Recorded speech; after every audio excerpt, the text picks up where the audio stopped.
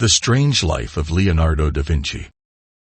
Painter, sculptor, sketch artist, engineer, stage designer, architect, musician, anatomist, naturalist, physicist, astronomer, cartographer, poet, and each of his works demonstrated forward-thinking ideas. Can you guess who this is? It is none other than Leonardo da Vinci. If there were a poll to determine the most beautiful person in history or the smartest person in the world, debates would surely arise. But to say that the greatest creative scientist in history is Leonardo da Vinci would undoubtedly be the choice of most of us. Throughout recorded history, very few people could stand shoulder to shoulder with him in terms of creativity and masterful skills across so many fields. But was Leonardo inherently a genius? What was his life like? Let us explore this together through the article, The Strange Life of Leonardo da Vinci. A glimpse into childhood and youth. Leonardo da Vinci was the illegitimate son of Ser Piero, a wealthy notary in Florence. He was raised and educated in secrecy by a priest and an uncle in a small village near Florence.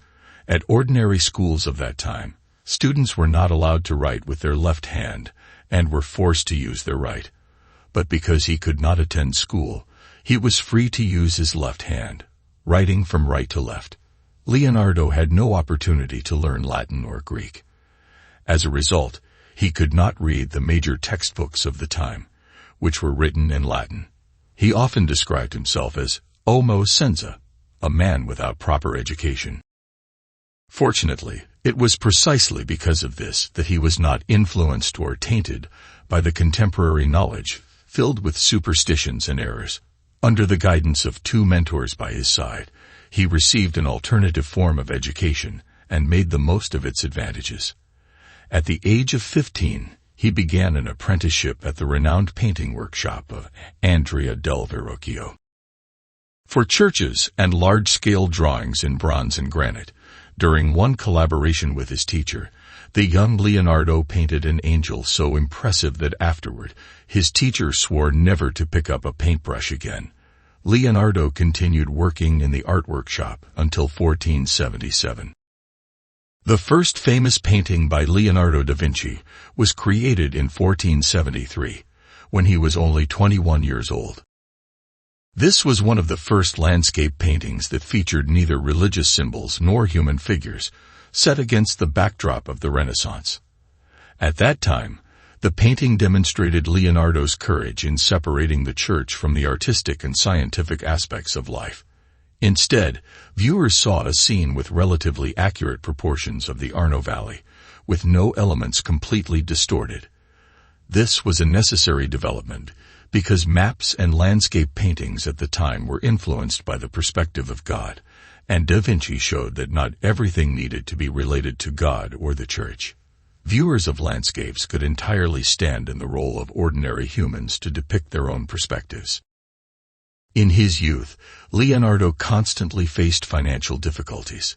His 10 half-brothers and 2 half-sisters, the legitimate children of Ser Piero, excluded him from the immense inheritance they received.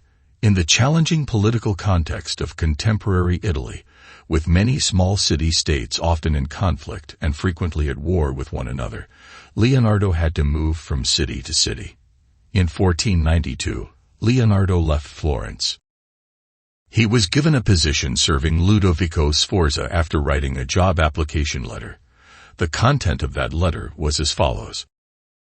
To Your Excellency, the most illustrious Lord, if Your Excellency has thoroughly examined the models of all those who claim to be skilled makers of war tools, and understand that the invention of such tools is no different from those commonly used, I will endeavor to present myself to Your Excellency, to show Your Excellency my secrets, and then propose to Your Excellency's pleasure and approval to carry out for Your Excellency the things that will be briefly noted below.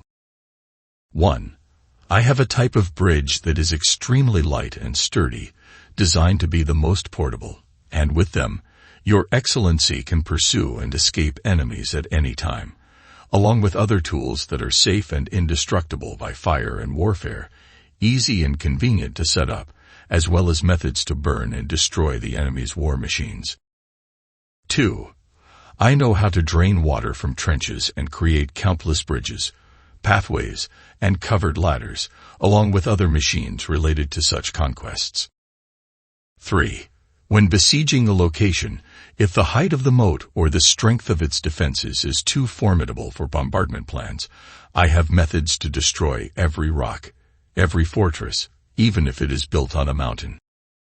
Furthermore, I have types of mortars that are the most convenient and easy to carry, and with them, I can create a storm of rocks and maintain the smoke from this to cause great terror to the enemy.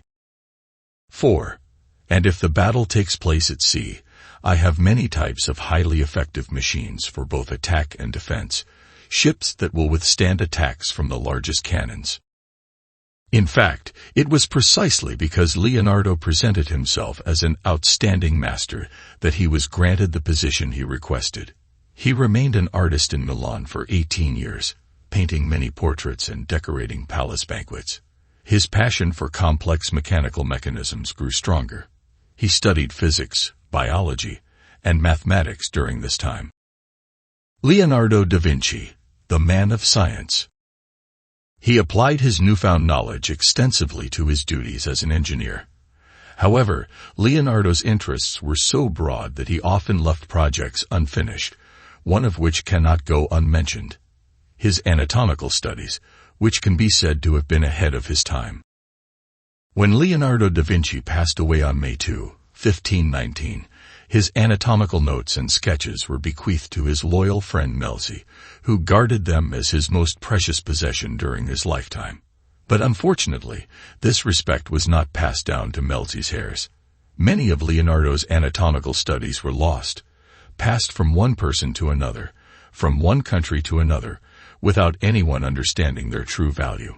We will never know where these works of his disappeared into the river of time, but from what remains, we are certain that Leonardo began dissecting bodies around the age of 37 at the Santa Maria Nuova Hospital in Florence, where he served the Lord, and later in Rome when he was 61, until Pope Leo X banned the practice. It is believed that he dissected over 30 bodies of men and women of various ages, as well as many different animal species. His anatomical works far exceeded the requirements of artistic anatomy. He paid more attention to internal organs than Vesalius or other contemporary anatomists. What fascinated the artist most was the brain, the structure of the heart, and the paths of nerves and blood vessels. His immense passion for anatomical and physiological research led him to continue this clandestine work for many years, under dim light and numerous other difficulties.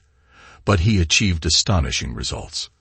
He was the first to describe the uterus as an organ with a chamber, accurately described the human skeleton, experimented with the heart and blood vessels, solidified substances to form the brain structure, and attempted to recreate muscles and joints.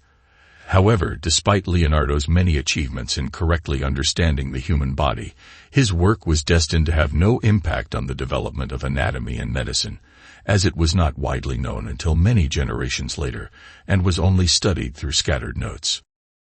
Leonardo's researchers point out that his work in other scientific fields was useless in the same way as his work in anatomy. Throughout his research career, besides dissecting human bodies, he also extensively studied the anatomy of mammals, birds, and fish, and despite researching aviation for many years, through bird dissections, he declared that Leonardo da Vinci, the thinker, the inspirer of an era.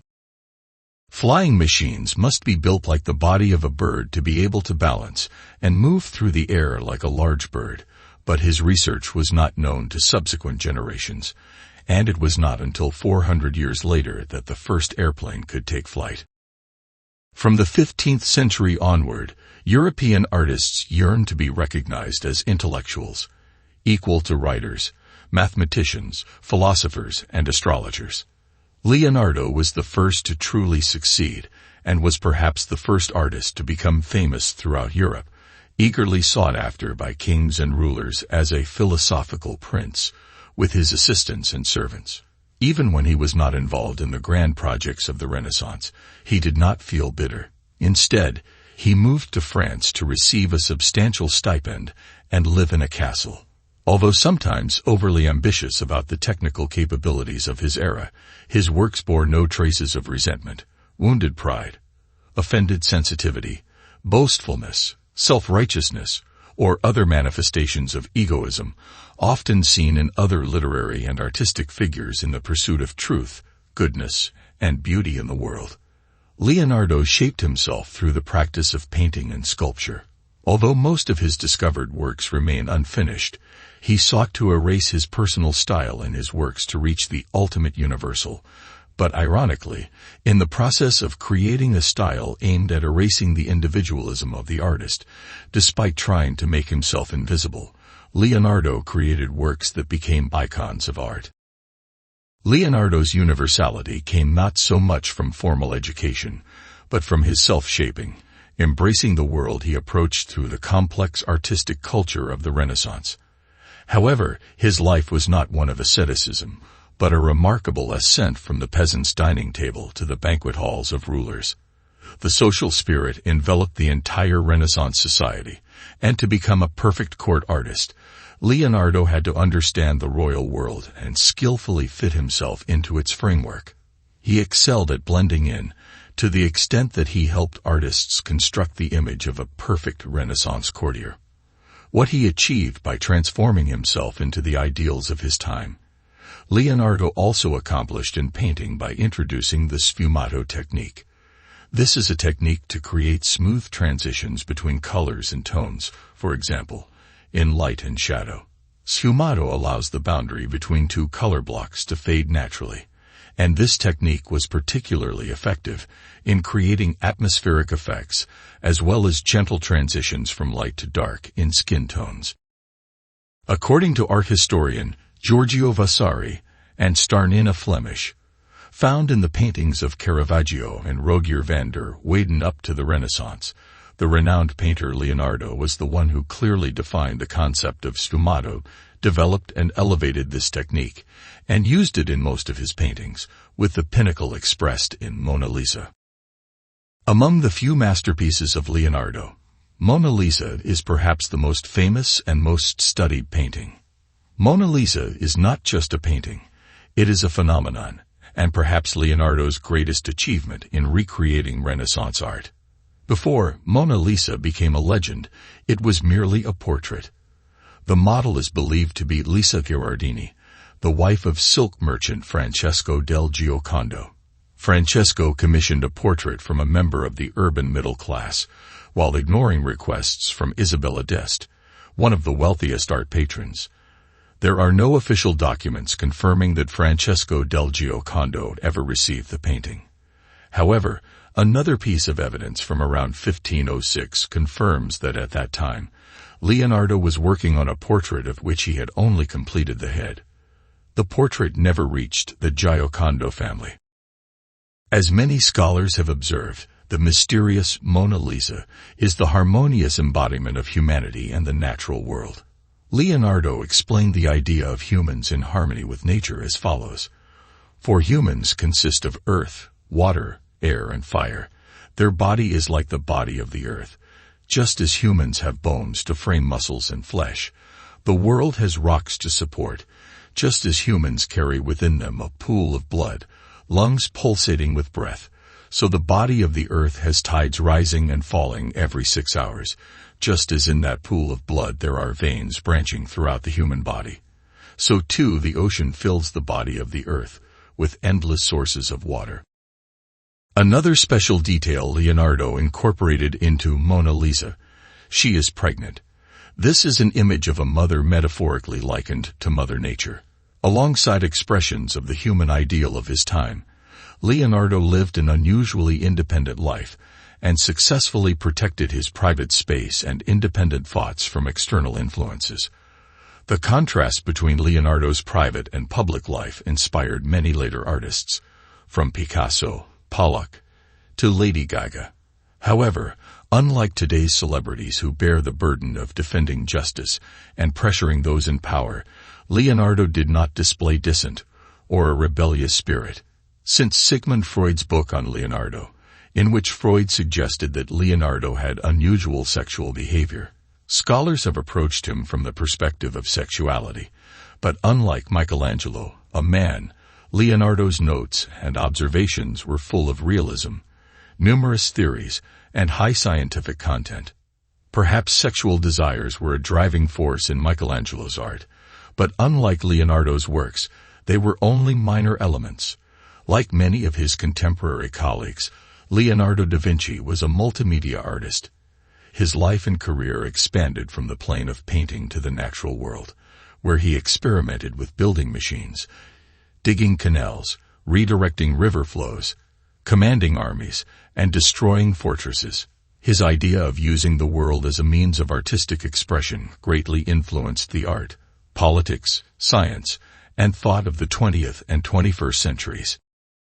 In the 16th century, neuroscience and environmental issues had not yet emerged, but Leonardo's thoughts about the world still hold much value today, the most important of which is his understanding that human consciousness is not separate from nature, but is the essence of nature within humanity.